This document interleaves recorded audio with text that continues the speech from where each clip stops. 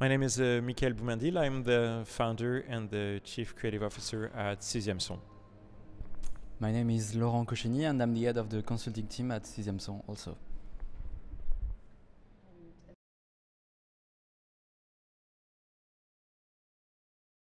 Well, today we are presenting a case about the French Open Roland Garros audio branding system. It's a case we've been working on, I would say, almost 2 years.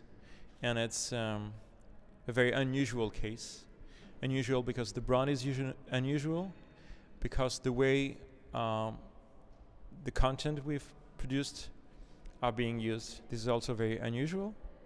And it's not every day that a company or brand comes to you and say, what you're going to do is going to be heard by maybe 2 players, but maybe 500,000 people in the place, but most of all by 3.3 billion people on TV.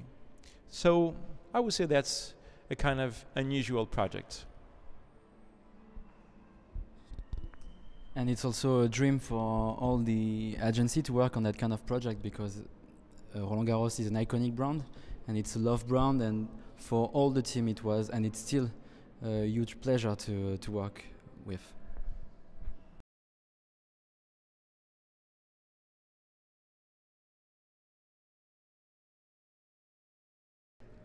When we talk about audio branding projects in general, and some cases that really made a change in our business, I have 3 in mind. The first one was the Intel sound, because 20 years ago it was the first time that a brand decided that it was not only a jingle, it was a sound that was embodying the brand, and this sound needed to be everywhere the brand was. So it has a lot of impact on the business, even though for me it was the first try for audio branding to have something that was interesting. It was strong in impact, but we knew we could go further. The second project I would like to refer to is the SNCF, French Railway audio branding system, because I believe that it was a kind of landmark, not only in France, not only in Europe, and I would say that sometimes when we're talking about it, even in the United States or in Asia, people know about that. Because this sound is so specific. It has such an emotional link to the people that go into the station. We've seen that hundreds and hundreds and hundreds of covers of this music on YouTube. And it means that people not only do they remember it, but they like it. And it means something for them, for their experience, for their souvenir of the French places. And we've heard so many people saying, this is not the sound of the SNCF only, it's also the sound of this country. And the third for me was the Peugeot sound.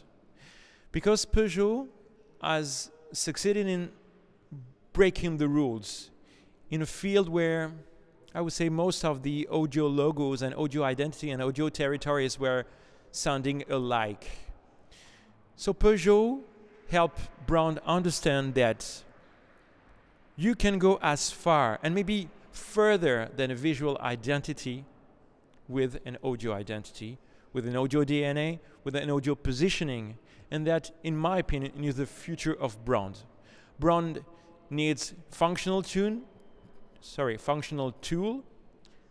they need emotional tool, but most of all, they need something that feed the link between them and their audience.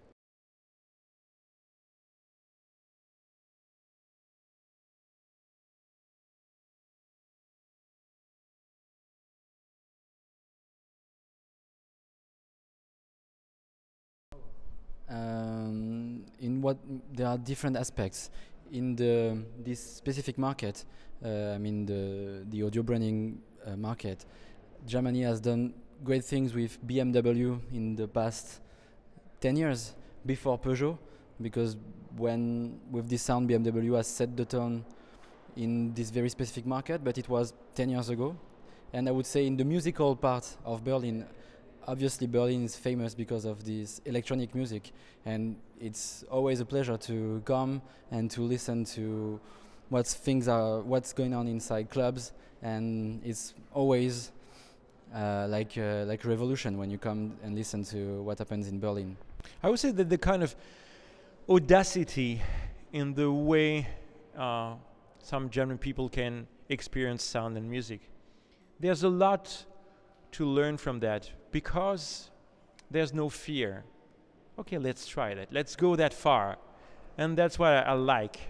I'm not, I don't know if it's very specific to Berlin, but I meet a lot of German composer or sound designer. I mean, really designing sound that have no fear, go where they want to go, really are driven by their dreams and inspiration. And that's a kind of lesson to all composer and producer and whatever in the business of sound and music.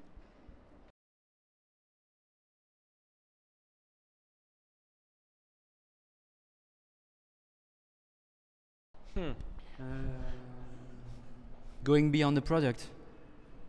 I think that's an objective. I don't mean that's a trend. Oh yeah, we would love that it would be a trend, because in the automotive sector that you speak about. It's a complicated question. I think you have good trends and you have bad trends.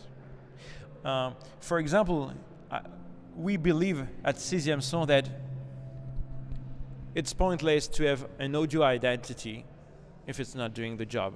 It's not about having a sound.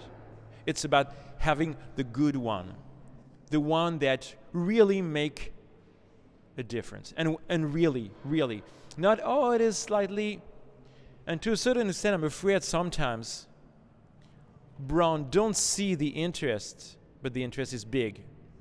The interest in breaking the rules, breaking the codes, exploring new sound and musical territory to really make a difference and find a place of your own. Now the places where competitors already are. So sometimes I'm afraid about this trend, because it shows that the good trend is we can say that when we look back to the history of 6e Son, the fact that we've grown a lot, the fact that we've gone international is showing that there's a growing interest in audio branding. And we know now with our own specific experience that what we do is not nice, it's not interesting, it's creating value, it's creating influence, and at the end it's creating preference. So that's a good trend. Brown's our understanding, and the second good trend is that they understand it's a business, it's an expertise, it requires experience, it requires tools and means, and not every agency, not an advertising agency, not a graphic design agency, that's a specific business. If you want to go as far as possible and create the more value possible. I think that the bad trend is believing that an audio identity is just a jingle, and many companies and even many companies in this sector still believe that the most important is having a catchy jingle. It's good to have a nice audio identity, but it's better to know how to manage this audio identity. Yeah, managing the identity. You know, at the maybe 30 years ago, when Browns were creating their visual identity, okay, they have it, but they had no idea how to manage that. So after 3 months, it started to go, oh, it used to be red, but now it's black. Oh, now it's gray. Now they understand that thinking is important, creating is important, but managing properly the content is key to a long term, to a lasting system.